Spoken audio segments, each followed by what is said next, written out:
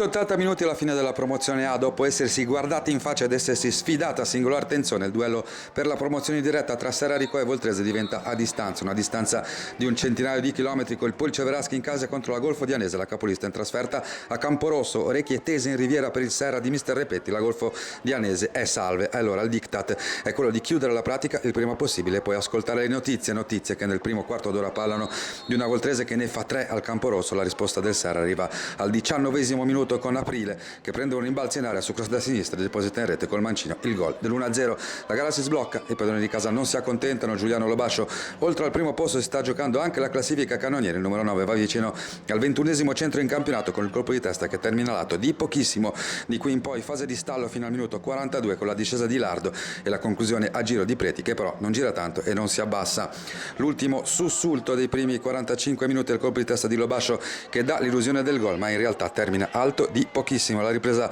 sonnecchia fino oltre a metà frazione, poi Repetti cala la carta vincente al numero 19, è già stata decisiva nella gara col via dell'acciaio e ci mette non più di 5 minuti a chiudere l'incontro praticamente al primo pallone toccato e ancora una volta attraverso l'uomo decisivo al 26esimo, un colpo di testa precisissimo su cross di Garibaldi. 3 minuti più tardi il classe 99 fa tutto da solo, rientra da sinistra e dal limite col destro chiude di fatto la partita. 3-0 Serra e ancora 40 pleonastici minuti da giocare in cui potrebbe mancare un rigore ai padroni di casa per un presunto tocco di mano su colpo di testa di Lobascio, in cui c'è anche da vedere la solita mostruosa parata di Bulgarelli che blinda l'ennesimo clean sheet e gli ennesimi 3 punti del Serrarico. Finisce con la vittoria dei padroni di casa e con quella della Voltrese, verdetti rinviati al prossimo episodio che sarà anche l'ultimo atto della stagione regolare.